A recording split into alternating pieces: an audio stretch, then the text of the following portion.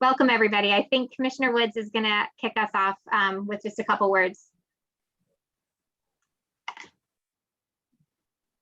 Thanks, everyone, for joining us tonight. I'll try to keep my face on and off the screen as I can. I've got the kids with me right now, but we are happy to finally get another meeting on the books.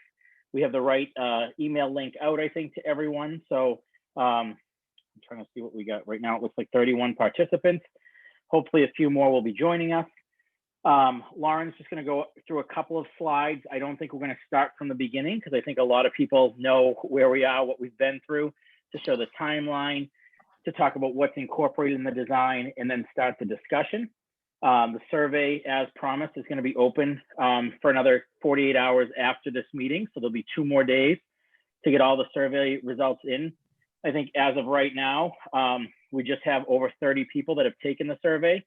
So Lauren has sent out a link yesterday reminding people. We'll send another one tonight or tomorrow reminding people that there's still a couple days so we can have all of that information in one place. I will say it looks like it's trending in one direction, but we look forward to getting more results in over the next 48 hours so we can see everyone's thoughts and make sure everyone's heard in addition to the call tonight. Chief White Hammond will be joining us. She is just at something with the mayor and said she should be on by 6:15. So I think I'll pass it off to Lauren, who can start with the timeline. And yes, Lauren will make sure she adds the link into the chat. Danny, thanks for asking that. So we'll put it up there and we'll go through the timeline and talk about the project. And then Chief White Hammond will be on to lead us in the discussion. So thanks everyone for joining us. Thank you, Ryan. And I did just put it the link to the survey in the chat right now. I'll also put it in a little bit later for anyone who joins afterwards. If people want to take the look at the link now, that's great. If you want to wait till after the discussion to put your opinion in there, that's also completely fine. So wanted to just thank you guys all for coming. I know we've had a lot of conversations and meetings about this, but I really appreciate all of your time because clearly this is a very important part to all of you. And I appreciate you guys taking the time to come and tell us your opinions tonight and to weigh in on this important issue. So we just wanted to really quickly, before the chief gets here, just do a quick overview for everybody. Introductions. So from the Parks Department, we have Commissioner Woods here, myself, Lauren Bryant, who's the project manager for the Malcolm X Park project, as well as several others throughout the city. And we also have Liz Sullivan, who is in our outreach and marketing office, who's here with us tonight as well. And then again, from the city, like Commissioner Woods said, Chief White Hammond is going to be joining as soon as she is able. So we want to do, an overview of the project, a summary of how we got to where we are with the field, and then obviously have an open discussion. So the project overview, as a lot of you guys know, we've been talking about the park for a long time. The project started back in May of 2020 with outreach, and then we had 3 meetings virtually due to the pandemic. We also had for our second meeting a duplicate in the park meeting pop up so that we could meet people in the park and socially distance. We started the design development and the construction documents, which we need to do to be able to put the project out to bid this winter and spring. And we're working on finalizing those designs now, which this field decision will then weigh into that's the final thing going into those documents. We're going to be bidding the project out over the coming weeks to month, and then our hope is that construction will start this fall for a project that has a $7.7 million estimate on construction with approximately about a year of construction. So that's a little bit about where we are currently. In terms of the bid, something that I know we touched on in some of the other meetings is that this project is going to be the pilot project for the city of Boston as a supplier diversity program is what it's being called, which is an equitable procurement program. And what it's going to do is require contractors to bid or to give a certain percentage of their contract to both minority-owned businesses and women-owned businesses of their subcontracts or their suppliers, which is really exciting that this is going to be the pilot for the city. And so we can talk more about that at another time, but that's just something else that's going on as part of this bid that's going to go out. And we had a couple questions over the last few meetings because we've been talking so much about the field. Some people didn't realize that this was part of a much bigger project and that it's not just a field redesign. So I just wanted to give a really quick recap of what else is being renovated as part of the park project. So the playground is being renovated and we'll have both a 2 to 5, so younger children play area as well as an older children's play area. Water play will be renovating. The basketball courts will all be renovated, including new court surfacing, new accessible entrances, which is an issue now, especially coming off of MLK. There is also going to be a scoreboard at the top court at basketball. We're renovating the 2 tennis courts, including adding pickleball striping to add additional programming, which I know the Higginson Lewis coaches and the PE teachers are really excited about because they currently teach the kids pickleball inside. So they're really excited about being able to bring that outside. The pathway areas throughout the park, there's a 90-foot grade change in the park. And everybody knows it's steep, but that's really steep. So we're working on making sure all of the pathways that we can get to be ADA accessible are, and that we have an accessible route to all of the elements within the park, which currently we don't have. So that's a big thing, especially through the natural area. The artificial turf field, which is part of what we're talking about tonight, and that will also include a scoreboard and sports lighting, and updated sports lighting, upgraded pedestrian lighting throughout the park, including security cameras, which were requested from the community. There'll be a natural amphitheater in a lawn area near the Higginson Lewis School that will be used for both park programming. Maybe we do a concert or, puppet shows for the kids. And it also can be used for school use in outdoor classrooms. There'll be park signage throughout the park, both standard park signs in terms of entrance MLK, but also some specialty Malcolm X signage, thinking about the street names again, Malcolm X signage, as well as interpretive and historical signage throughout the park. We're also working with Omo Moses, who is a local resident and also owns a company called Math Talk. And we are in the playground and some other areas around working with him to put some educational graphics and educational programming into the playground and the surrounding area. There will be murals. I actually just met with the Arts Commission today and they received responses to the call for artists for this project. And I'll learn more over the coming weeks about that. There'll be more seating areas, including barbecue areas, upgraded seating, exercise equipment, and a walking loop. So just wanted to let everybody know that this is one part of a much larger project, just so that people don't think that we're neglecting the rest of the park just because we're focusing the conversation on the field tonight. So the field, just a quick recap, hopefully. As many of you guys know, when the project started, we were not planning on renovating the field because it had had a few renovations within the last 10 years. At the first community meeting, it was very clear from the community that they really wanted the field to be part of the renovations. So we went back and met with Commissioner Woods to try to secure funding for the field. We were able to secure design funding for the second meeting. We did not have construction funding secured yet, so we thought that would be a different phase. We talked a little bit with the community about some of the things that are concerns with the field, just to try to get some initial feedback. Between the second and third meeting, we actually were able to secure funding for the construction portion of the field.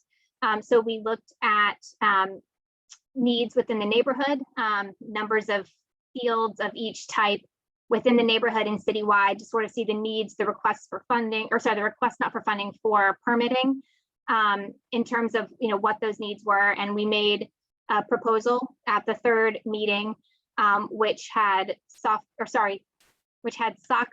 kickball, and ultimate frisbee striped on the field. The images did not show softball, but we unintentionally did not actually say that softball was being removed, but we didn't say that softball would be there. And so there was a disconnect with communication unintentionally. And when it was pointed out to us, that was in May of 2011, when we were having a conversation regarding the history and interpretive signage panels. So we have reopened the conversation about the field due to those concerns that we heard and the lack of clarity at that third meeting. So that's how we got to where we are tonight. We had a couple meetings with the individuals who requested meetings with the Parks Department. And then we realized this needed to be a much broader community conversation, which is what we tried to do on June 30th. And I just want to acknowledge again and apologize that the link for that meeting was wrong. So that's why we rescheduled for tonight based on a vote that was taken by participants that were able to join that meeting on the 30th. So Ryan, I hope that helps get us to a good point of discussion where the survey is. And again, that's in the chat. The survey, that what we're asking for the community for, and it sounds like there might be a lot of people that are leaning towards the kind of hybrid version between what was originally proposed and what is currently on site. The two options that are up for discussion are option A, which you see on the screen, which is softball, soccer, ultimate frisbee, and kickball overlaid. It has one softball diamond. It moves the softball diamond, if you can see here, away from the Dale Street edge. So the a lot of the concern between where the backstop is and the adjacent parking lot have been separated slightly so that the infield is farther in towards the park as opposed to adjacent to Dale Street. The option 2 is what was in the proposal at the third community meeting, which is soccer, ultimate frisbee, and kickball. The soccer would be, for both options, would be one full high school size field and then 2 U12 soccer fields. So that is what the discussion or the decision is between. And like I said, with the survey, which I will put in again, we are trying to collect all of the votes, for lack of a better way to put it, in that survey so that we can have all of the data in one place, which makes it easier for us to report that back out as well. And we're not trying to collect it from 5 or 6 different places. Lauren, could you just mention, sorry, is that me making sounding like one of the, anyway. Can you point out that also part of it is, I know it's not stated there specifically, is the walking loop, so people know that the walking loop is part of, I see it's on the plan, but I don't want folks getting into discussion, what about the walking path? Some of us want to have this meeting, happen quickly, get the resolution and move on. So just for, again, softball field is in, soccer, ultimate frisbee, kickball, and the walking track. So that seems to incorporate all that was in the discussions that have been there. That's what we're here to talk about tonight. And hopefully we'll stay focused on what the issues are. Yes, and sorry, Joseph, I did not point out the things outside of the field that are staying the same in both options. Joseph is right. There is the walking loop, which was definitely requested by a lot of the older population that lives around the park. And there are exercise equipment, the seating areas surrounding the plaza here, those are both staying, as well as the barbecue areas. So those are the same in both of the options. And is it possible, I understand some discussion around that the workout node may be moved closer to the soccer field. Is that, excuse me, the baseball, or no? So that was a suggestion that I did receive from Ms. Harris. So we can take a look at that and see if it makes sense for those workout nodes to be redistributed around the field, but they would still stay in that general field location. They wouldn't be, moved up towards the basketball courts or towards the playground. They would still stay surrounding the field. I believe, Jose, I see that your hand is raised, but I also see that it looks like the chief may have joined us. And I want to just acknowledge that and see if she wanted to jump in and say anything. No, I'm here, and I apologize. I was meeting with the mayor, and so I'm rushed just after finish them at that meeting. So I do think, these are the two options. I think they reflect, again, what we've heard from folks. We heard very strong, clear understanding about the need for the walking loop, and so we did not want to remove that as something that was clearly advocated for in the first process. So I think. I would like to poll to see where folks are and see as of right now. So I think, Lauren, were you able to share the where we are in terms of the responses we've gotten from the online piece? It is still open for 2 more days, yeah. But at this point, could you just share where we are right now? Absolutely, and this was as of 4 o'clock today. So whether people have over the last 15 minutes while we've been in this meeting added in, I don't have an up-to-date to the minute response, but as of 4 o'clock today, we had 31 responses. 73% of those responses were for option A, which is the version that has softball, and 27% of the responses were for option B that does not have softball. All right, so at this point, so I want to be clear that when we say, how is the decision being made? So we are going to hear from folks. We want to do a sort of take a moment to sort of see if the thinking here tonight aligns with what we've already heard. And I think the link went into the chat, correct? It did, yes. Mm-hmm. So we had thought to do some sort of polling tonight, but I think as Lauren has mentioned, we're trying not to have multiple different, like, this is the data we got here, but this is the data we got there. We can't even tell if those are the same people, right? So what we're inviting you to do is, if you have not filled out that survey, please take a moment now to put your information and your what you're thinking into that survey. I do have some information about turf. We have had a follow-up conversation. We can share that. But I want to at least make sure that we've actually logged everyone's input and perspective on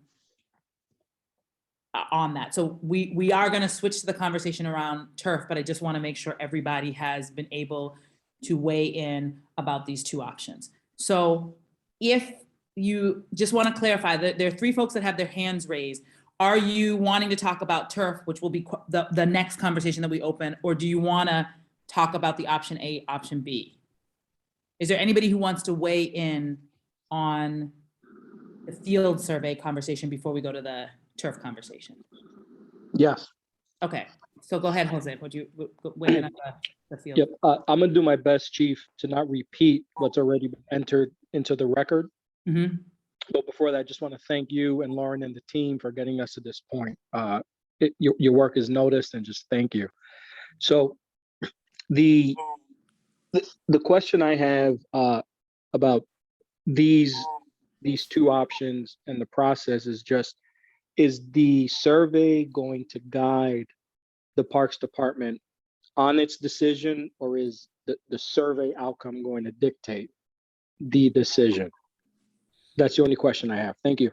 Yeah, so here's the one thing that I will say. Yes, the survey will guide and basically both guide and dictate, I guess. I think from my perspective, and I'm just being transparent, I think if we can make it all work, why wouldn't we? I think there was a period of time where there were some folks that had deep concerns about that, but I've heard from a number of people who were initially resistant to the softball field and openness to to option A.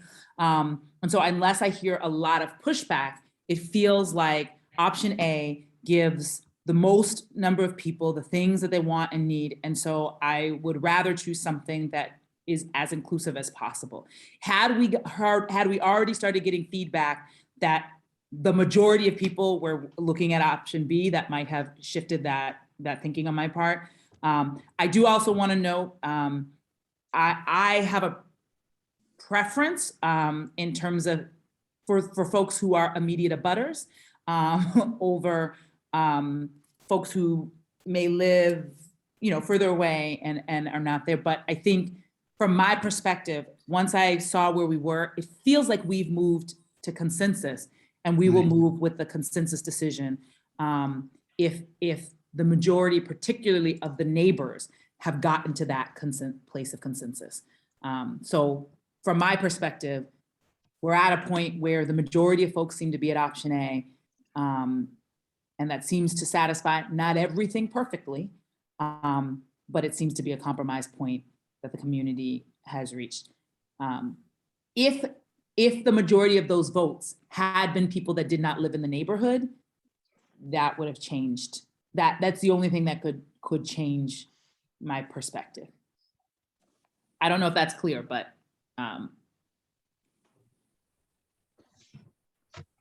So just to double check, I know that Danny in the chat was saying that his question was directly related to option A and B. Margaret, you had your hand up first. Is yours also about that, or is it about the turf?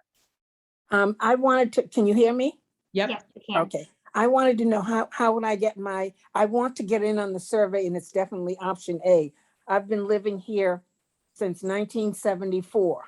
And that Washington Park back in the day was our stomping grounds, and it was softball personified. And I think historically we need to keep it here and not do ultimate frisbee, because I think the community really uses that park for softball. So I just wanted to know, how can I put my input in that survey for option A?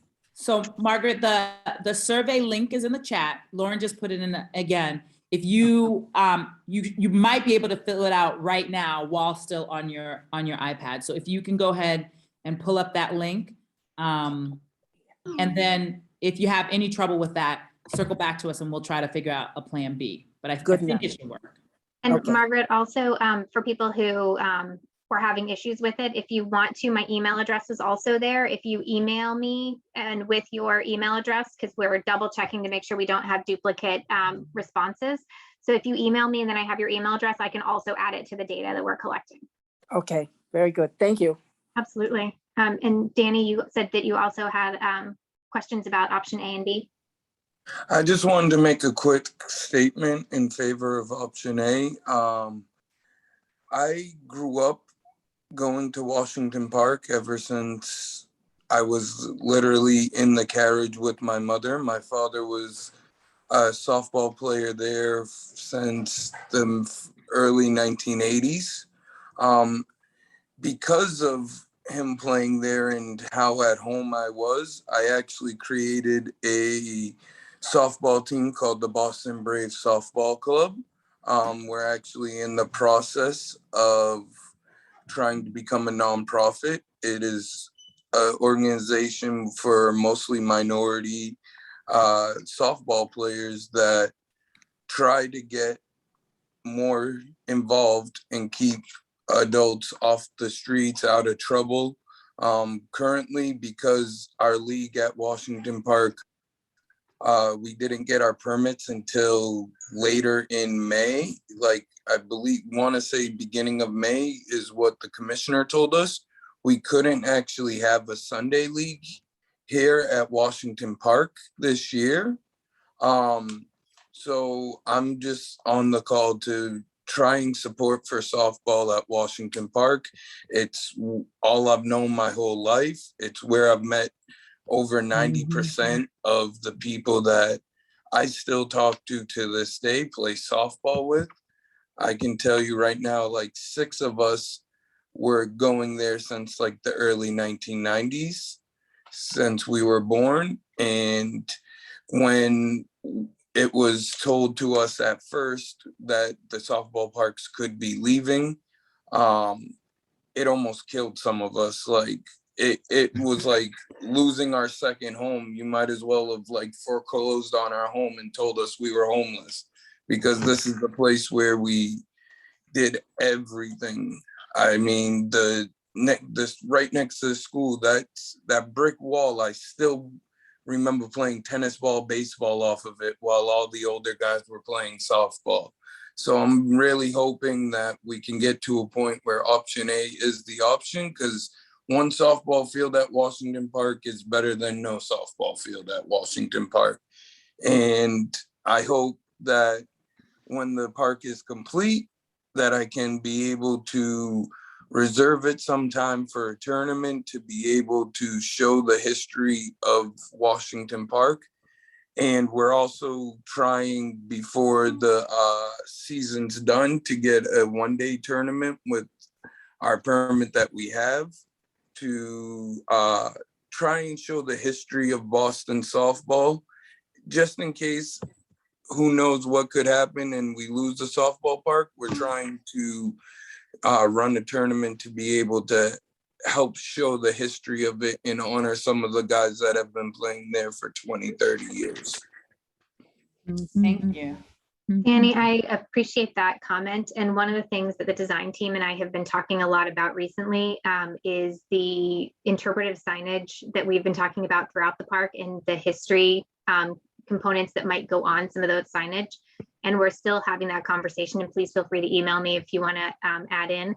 But one of the things that we've been talking about is the history of sports at the park, and exactly what you're talking about, some of the softball, but the basketball, the tennis, like so many different sports have been happening there. So we were talking about one of the panels in the park that talk about history potentially being about the sports history in the park. So if there are things that you think should be included, please feel free to email me.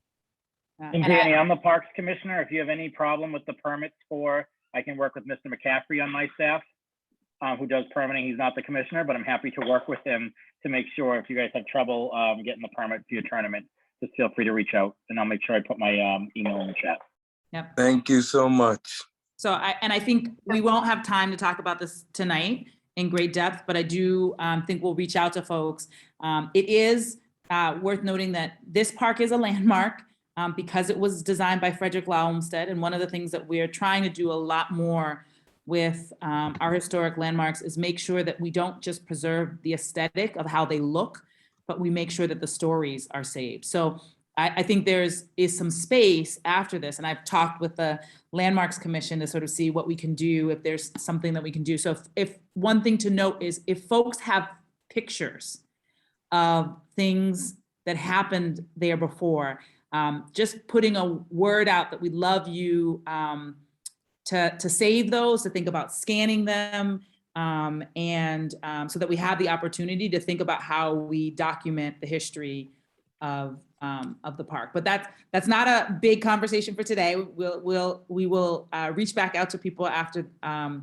And I saw, Mr. Feaster, I saw your hand was raised, but then you put it down. I was going to transition to a conversation around turf, because I know that was a question that came up, but did you have something to add before that?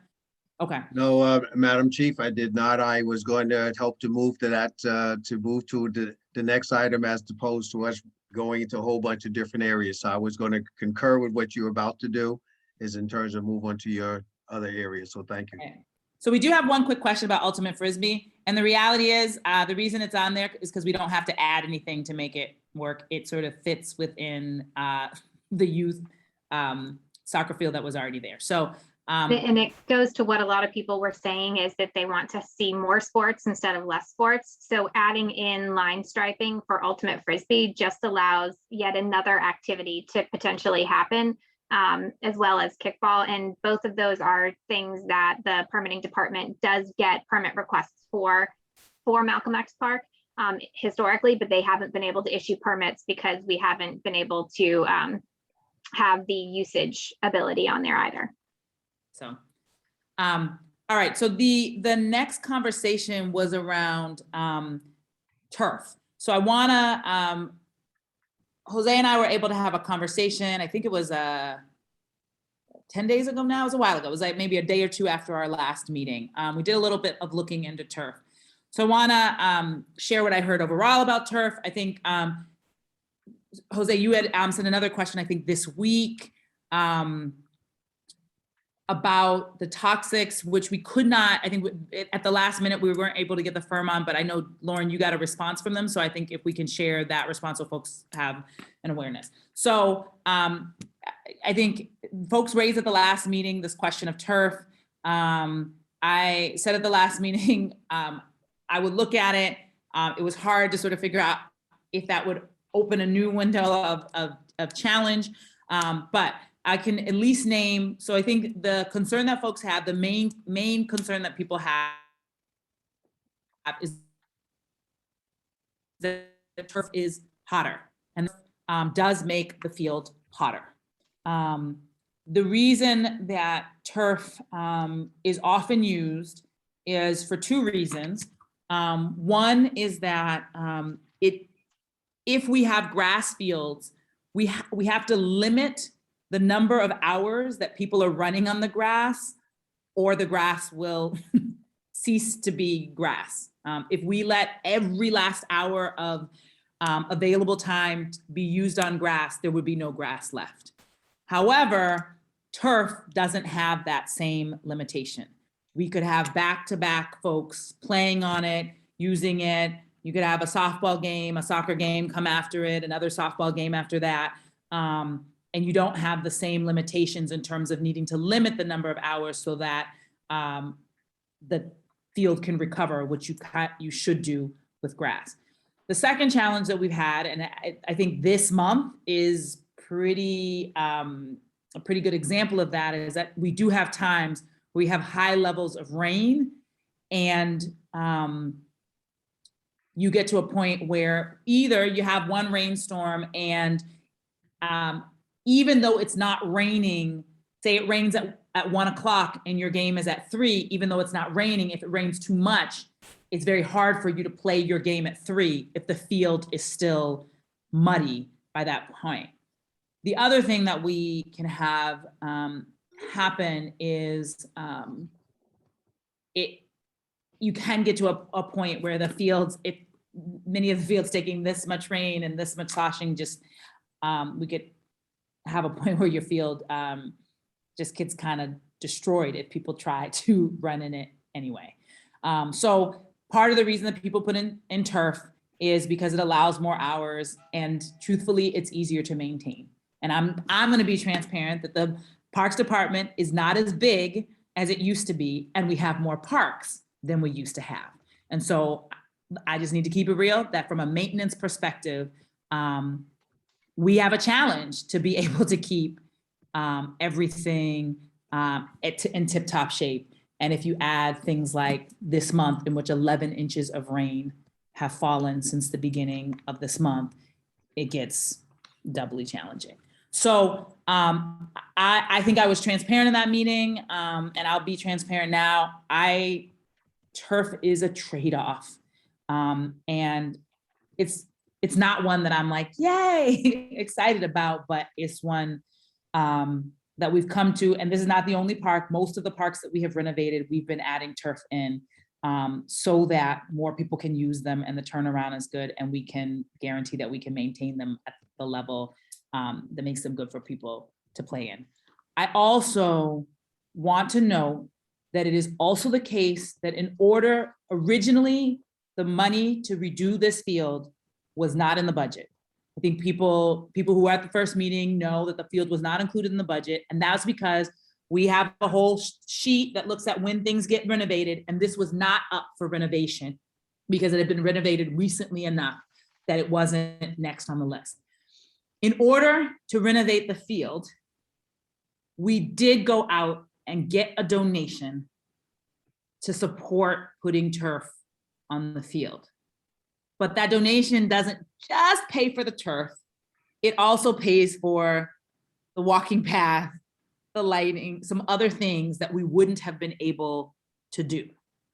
Were we to reject turf, I need to keep it real that I'm not sure we would be able to keep the donation. I'm not trying to like manipulate, I'm just keeping real. That's the situation that we're in. We did go and ask, I think it's the New England Revolution, which is the soccer team. Once it was clear that folks wanted the field renovation, we went and asked them if they would pay for the whole field renovation, not just the actual turf. So I think if folks have a deep concern about turf or want to reject turf, I need to be transparent that could have an impact on the donation. So, Joao, I see that you have your hand raised. Do you have a question specifically around turf? Yes, well, not a question. I just want to say, first of all, Mr. Chief Hammond, I appreciate you and for being so transparent and real. And I totally understand where you're coming from, and I agree with we're going with the turf. And like you said, I know that the Parks Department has gotten smaller, and like you already explained, and the parks are getting more. But all I do ask Chief Hammond is that moving forward, that we make sure not all the parks in the neighborhood are being turfed. You know, if we can make sure that we preserve some of our parks and not putting all of it in turf. Yep. Yeah, I think you're raising a real key point. You all know that I'm also in charge of environment, and I'm not a fan of turf. I just need to keep it real. But I understand the real challenges that we're under. I'm not allowed to say y'all should fight for our budget to be a little bit bigger. I'm not saying that. But I do know that like it is very real that we can't service more parks with fewer people. So that is a part of the turf question. And to be honest with you, in a lot of parts of the city, people want turf. Like we've been asked for turf. JP is asking for their third turf field. And I'm like, you may not get your third before other people get their first and second. But and we just had the community at Crawford, also in Roxbury, for the Little League, asked for that to be artificial turf at the community meeting that we had. And you know, we looked at the usage hours there, and it doesn't have the same usage that Malcolm X Park does. So in terms of that conversation of how many people want to use it from a permitting standpoint, really plays into what the chief was saying with the number of hours that people want to use Malcolm X Park is very different than some of the other fields in the neighborhood. So the question about making sure that we keep some natural turf as well and that they don't all get converted, that's sort of how we help make those decisions too. Yeah. So Derek asked. Thank you, I appreciate that. So I think Mike and Derek have asked about diversity of field and park usage.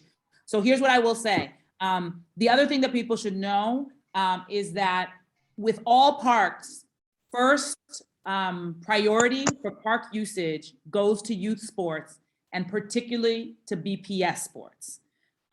Many of our schools don't have their own fields.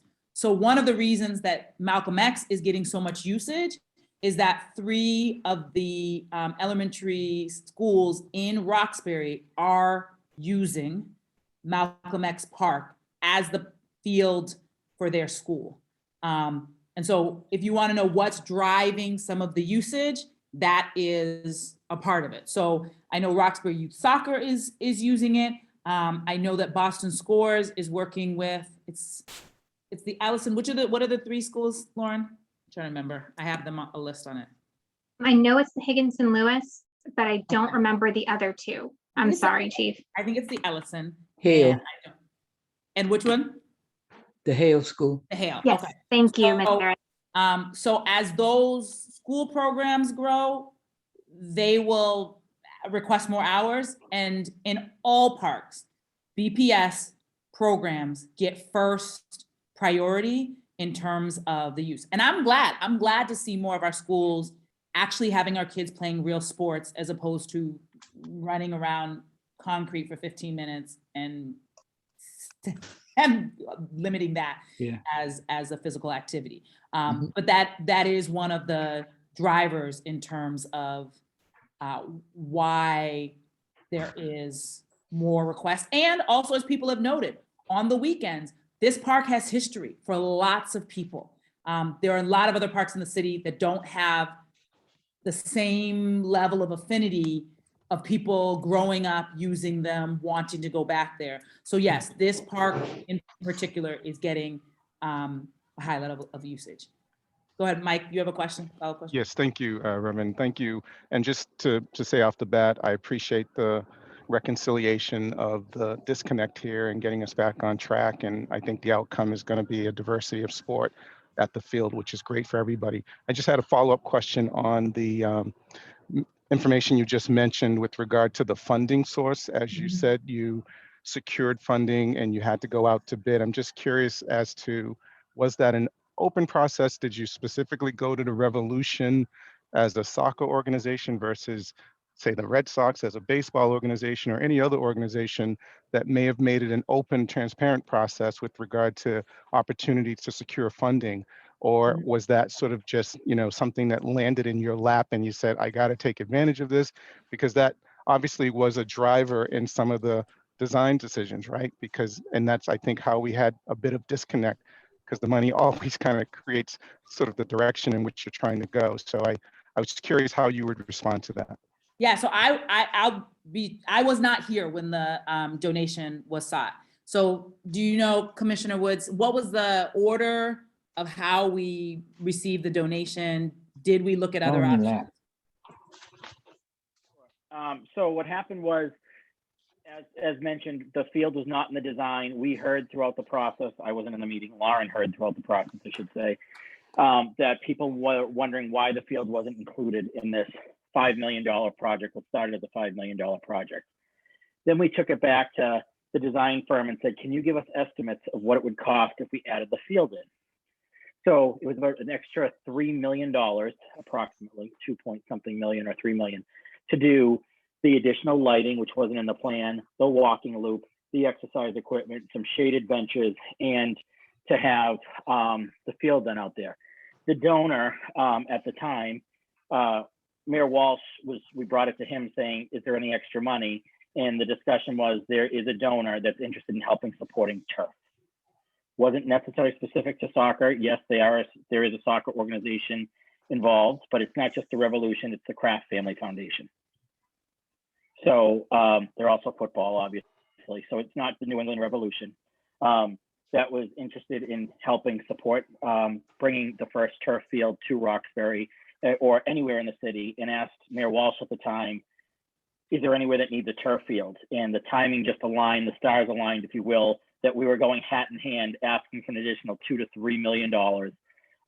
So the donation is a potential $2 million donation, with the city matching it for another $1 million to make sure that the walking loop, the lighting, and the benches and everything went in to make it this $8 million or $7.7 million project incomplete. So that's how it happened. So it wasn't like we put it out to bid saying anyone, there's not many people that will, say, yes, we want to help you and give you $2 million. We tried that through Martin's Park, and it was a long process where not many people gave money at all.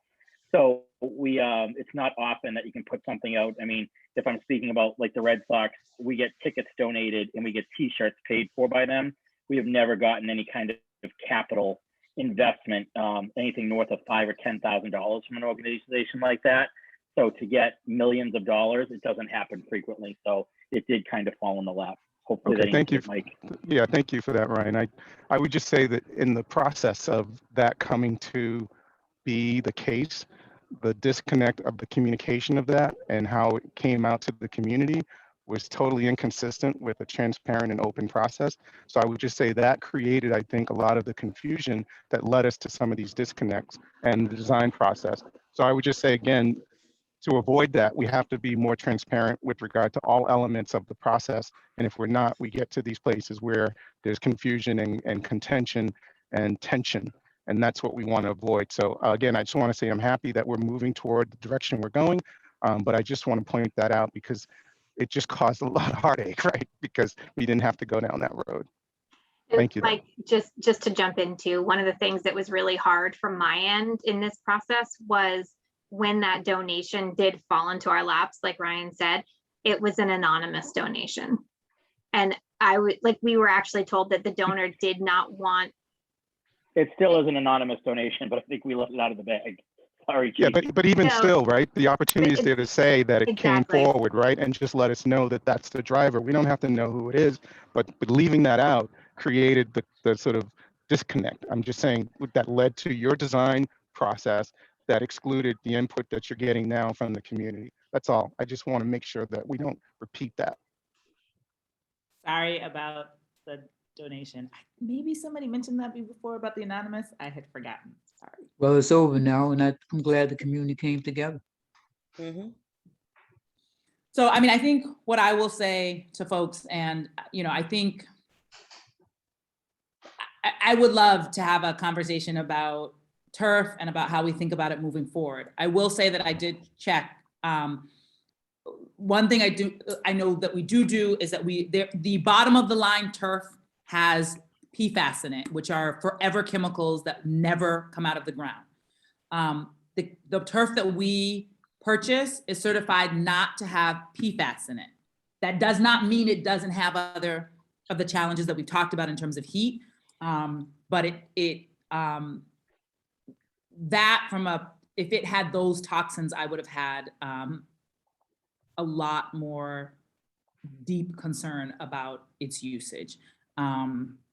So I think, yeah. And our specifications are very tight with that. And we also, in addition to putting the specifications in there, we do test the material when it comes to site, just to make sure that it, you know, whether for nefarious reasons or not, doesn't get switched out with something. So we also double check that at the site as well before it's installed and have it tested.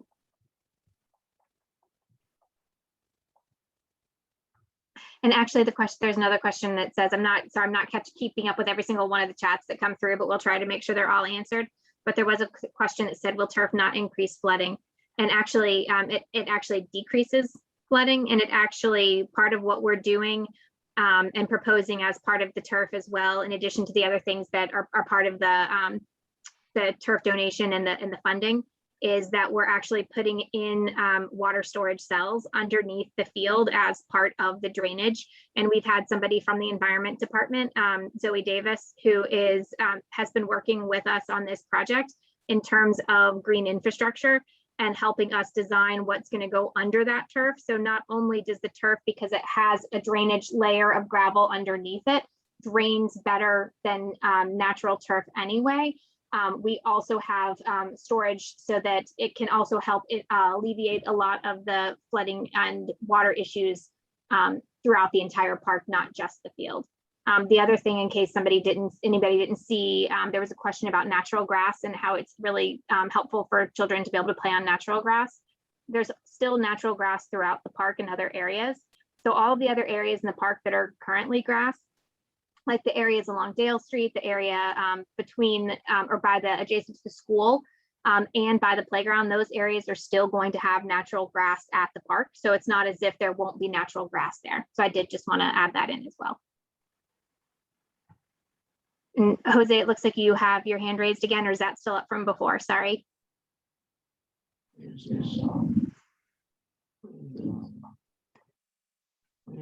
Jose, is your hand still? Is it? No, Oh, there you go. Okay. This is thank you, I'm sorry. That's This okay. is related to the turf. I just want to make sure at some point we talk about, I know the toxicologist couldn't be here, but what was conveyed were some suggestions on how to mitigate, including the use of organic material. And so what I'd like to know is if there's been a decision already made about the quality of material that is going to be chosen. I'm sure there's a spectrum of safety and cost. The more safe, maybe the more costly. I'd like to know if we have a position at this point, if Parks position at this point, in terms of what materials it is going to include, or if that's going to be part of a separate process. In addition to that, the water issue, I know we're already at around 1,200 hours of usage a year, and it's most likely going to increase. And so if we're talking about, 2,000 hours of use, what are going to be the water, what's the water availability to support now the increased use on site, particularly where we know we're increasing the temperature on that field. And then the discussion around how do we mitigate through shade, particularly for our elders who will now be walking along this walking path, you know, around a now hotter surface. So just want to get those on the table, and I don't know if they'll be addressed now or if there's going to be a separate process for those design decisions, and if so, you know, let me know. So there's not a separate process. We have designed the field to the standard specifications for the Parks Department, which takes those things into consideration. The natural materials in the for the fiber infill is not something that we have done in the Parks Department before. It's not our standard. If that's something that people are interested in us looking at in terms of cost, we can do that, but that's not what we're currently specifying. What we're currently specifying is our standard that does not have any of those chemicals in it. We are putting in shaded dugouts and player benches.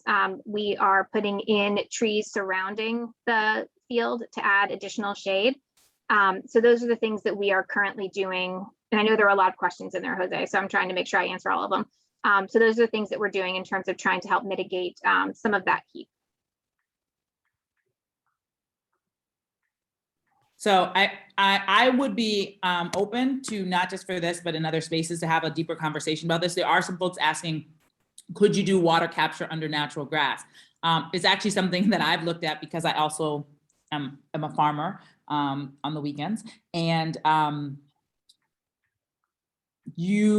some of the challenge would be, because you can do a gradient of stone underneath the turf, it actually allows you to do some much more serious water work than you could do with natural through soil. Yeah, you'd have some problems in terms of, and we have this ourselves because we have a septic tank and we're looking at our irrigation systems. You open it up for collapse if you are at a certain amount of sort of weight and usage, and if you're going to have erosion, that could be a real issue. So one of the reasons that the turf allows you to do some of those water capture is because you're controlling erosion on the top surface because it's not natural.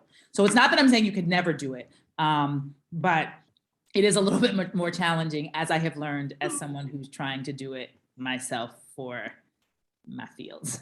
So there was a question about a place to set up bathrooms. There already is a place to set up bathrooms, and my understanding is we maintain that in the new design. And I just want to clarify that, Lauren, that we'll have the location, yes, but yeah, we don't maintain the bathrooms themselves. Right. Those are brought in by the leagues.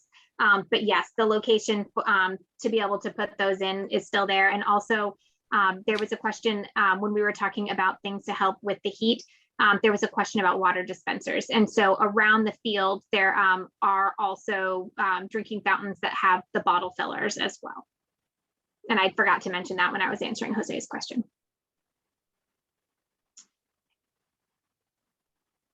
Jose, sorry, your hand is still up. Is that still up from before, or is there another question?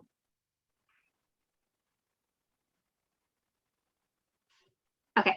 And Franny Adams had asked this, so I want to respond because I missed that when I just spoke. There isn't a way to have one natural grass and one turf, because when you put the gradient under the turf and the whole system under the turf, if you tried to put natural, you'd literally actually capture all the water on the field that is dirt. So you would literally turn that into a swamp because it would be surrounded by turf and basically be unusable.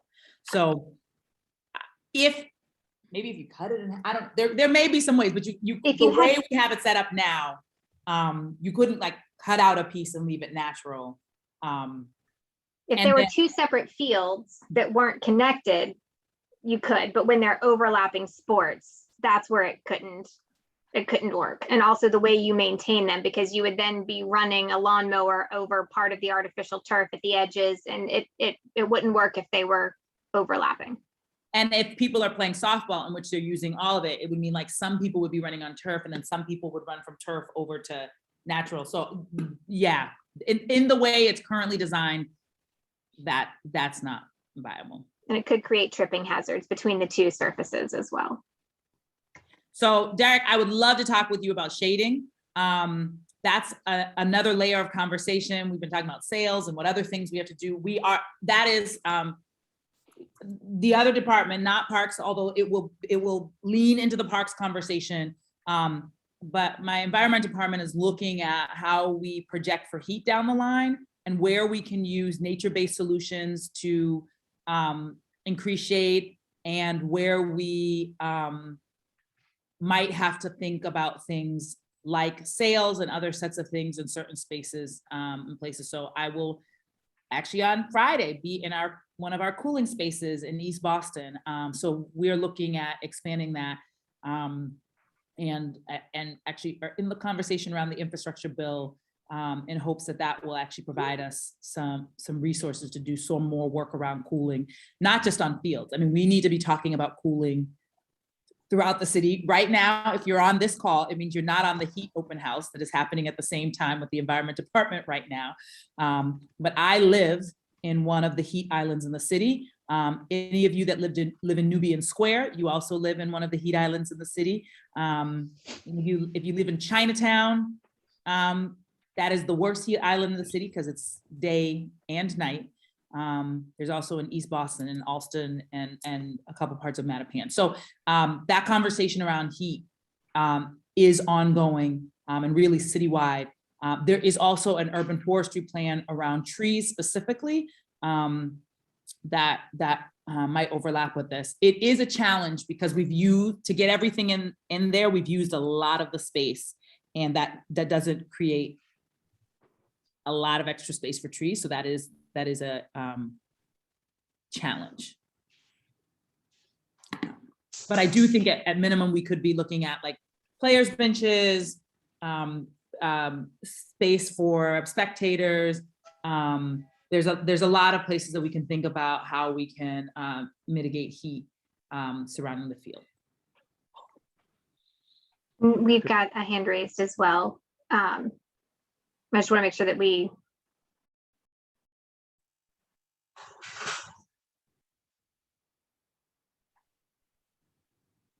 Joel, did you want to? Yeah. Oh, yeah. Mariama, what I wanted to know is how come we can't put a restroom facility, a permanent one there? Yeah, so this is a big challenge. And I'll just, I think this is actually something I've actually heard about even from some of the softball teams. Let's just keep it real. If we leave an open bathroom there, a lot of sideways stuff has happened in public bathrooms that we are not monitoring on a regular basis. So if they're inside a building and there's a staff person that's watching them, that can work. But even I had an office in Dudley. I mean, Nubian. I know it's Nubian now. Y'all know I grew up with Dudley for like 40 years, so I'm working on it. I would let people use my bathroom, and I don't want to talk about the things that I found in my bathroom, like more than one person in the stall. And if the folks that use the space right now have their own porta potties, if they do not lock the porta potties, they find needles in them. And you can't have a children's program where you start by cleaning the needles out of the bathroom. So I don't have the staffing. The Parks Department does not have the staffing to leave someone near the bathroom. And this is a citywide problem. Open public bathrooms that are not. I have an idea. Yep. I have an idea. Maybe we could talk offline so I don't take a lot of this time. Yeah, I mean, let's talk about it. If we can do some park ambassadors. I could be open. I mean, because I still think it would probably need to be a porta potty, but you could have some people who. If we have park ambassadors that are there and their job is to make sure the park is going well and the bathroom is being used correctly and they're the only ones that have the key to it, and then they lock it at the end of the night. Yep. Well, most of the teams do that. The permitted groups do that work. Okay. Let's talk about, so while the permitted teams are there, most of them have a porta potty, they pay for it, they get it cleaned up, and they have the key to open it and close it. So that is available. We'd have to really talk about one that stays open other times of the day and just like whether or not it's really feasible for someone to monitor it and make sure that we don't have hot mess occurring. And no, I get it. Yeah. So let's talk offline if you have another. Yeah, definitely. I have a great idea for you. So thank you. Thank you. Mike, I think I saw your hand raised. Okay. I did, yeah. I want to just echo some of the chat comments. I do want to just also just chime in on the health concerns of the turf and just the fact that, you know, a donation for that when we need donations for many different things and this potentially could create some health challenges for our young people. But the 2 points I think, and I think you guys should really take that seriously, but the 2 points I want to just leave because I think we're moving toward the end is just around programming and making sure if we decide and the decision is final about the inclusive of the softball field, which it seems to be, that there's equity with regard to the programming. And so that, you know, you don't have 90% utilization by one sport and a 10% utilization by the other. I think that's really important. So we need to figure out how that's going to be managed. And then just coming back to the other issue, which I think, Chief, you need to lead on this, which is the enforcement piece around parks and recs and rangers and making sure the park permits are enforced and the audit of that is happening, because that also leads to disenchantment with regard to park usage if those things aren't in place. So I just want to leave those 2 things as agenda items for the process going forward, because they're really important to make sure we get those right. Thank you. And I do want to mention, because I think a number of people asked in the last meeting, we did reach out to BPD and made sure that they knew that this meeting was happening. So that's what I can say about that. So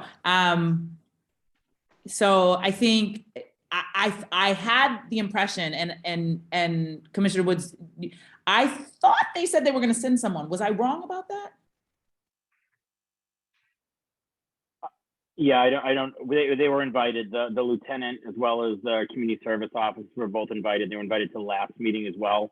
They were at the 3rd meeting ago. Officer Mark Coleman joined us, and then they weren't on the last 2. But not only are they, but we did. It was requested that we made sure that they knew. Lauren and I reached out personally to them, and it wasn't just on a group email. Hi, sorry, Angie Camacho. Chief, is it safe to offer a supportive side note with the Rule 400? A lot more police officers are actually taking on the duties that some of the special details cannot handle right now. And so they actually have a lesser capacity to attend community meetings like this. That could be true. I mean, I know that, you know, the July 1st change did happen. It also happened with our park rangers. So I've heard about it quite a bit. I think I don't want to comment on behalf of the police because I'm not aware enough to say this is what happened. But I just wanted to at least let people know that we definitely followed through and made sure that they got more than a email, that they, you know, that we reached to the folks directly. I was under the impression that we would have a representative. I also have heard that BPD is really understaffed right now, and in other spaces they've said, you know, there are some challenges sort of staying on top of everything. But we did. I just wanted to report back to people that we heard your suggestion, we followed it. I do think that there's a larger conversation, and we'll have to talk to BPD. I don't want to speak on behalf of them about something that I don't know. I do also just want to give another update. I did just get an update on the survey with the most recent numbers. So it looks like people also jumped into the survey since this meeting started. And it's jumped from 31 responses to 44 responses with 79% for option A and 21% for option B. So still leaning in that same trajectory, even more so. Towards option A. And again, like we said, we're going to leave this open for 48 hours after this meeting. And unless something shifts in a completely different direction, it seems like that's the direction that we're going. But I will, once we close that survey, make sure to reach back out to everyone to give the final update on that. So again, if you have not given it to me yet, please go ahead and put your email address in the chat. And Joe, I'm very sorry that that did not go through, and I'm going to just double check to make sure that I have your correct one now that I've written that down. So that's the update that I have on the survey numbers. Okay, so somebody mentioned in the chat this question about folks driving parking cars in the park stop. Okay, so that's the first I've heard about that particular thing. So let's have an offline. I want to let everyone go, and I'm willing to stay on for a few more minutes for folks who want to talk about that. But since it was a relatively new issue and we've talked through the two issues that we said we were going to bring up.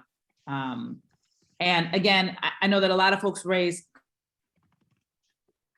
concerns about turf. I think being transparent, I don't know that there are solutions in this particular process. I do know that we will make sure that it is not toxic turf, but it is a direction that we're going in the city across the board for the reasons that I've raised. If there's another possibility or solution, I would love to think that through. I don't think it can be done in the next month. I think that that's a much larger challenge, but I definitely am open to that conversation. And we have a request a meeting with a toxicologist on that issue. Yeah, let's follow up. Let's talk about the particulars of the turf that we are using and okay. The toxicologist. Another conversation about parking. So there's folks raising a number of concerns. I'm willing to stay on and talk with folks about any additional concerns that you have. We have one about parking and about people driving through the park.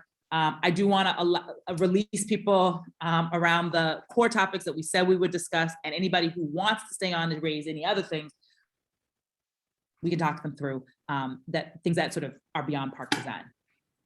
But I do want to thank folks, and I want to thank people because it is my understanding that neighbors had conversations between these meetings, checked in with each other, and that the place that we've gotten to is not just because we did the meetings well or anything like that. I mean, I hope we improved and you feel good about how we facilitated those meetings, but it is my understanding that some of you had conversations with each other, folks who were not in the same boat at the beginning, found ways to work together and come to agreement. And I think from my perspective, I am a government official as of what I'm close to 3 months in. And I believe in the importance of government, but I also believe that communities have got to have the relationship, people to negotiate and work together. And I'm clear that some of that work and some of those relationships is a huge reason that we've come to this place this evening. Well said. Well said. Thank you very much. Thank you. If you want to stay on and talk about anything else, we'll stay on to answer the other questions that folks have been raising. Thanks, Sheriff. Thank you, folks. Appreciate it. Thank you all for joining. Lauren, Ryan, everybody, and all the folks that participated. I think we're all going to be very pleased. And as I said before, we can't have everything we want, but we're going to have most of what we want.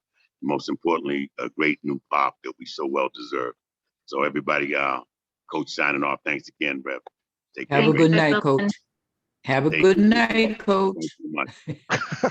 Good night, Coach Wilson. What, y'all putting me to sleep? Put me to bed? No, we know you have to serve the kids on Saturday. I am Oh, every day. man. Every day. I got some kids behind me now playing. So, you know, it never ends. They keep me young. Thanks again. Ms. Harris, thanks so much. Okay, then. Talk to you. Good night, everybody. Bye-bye.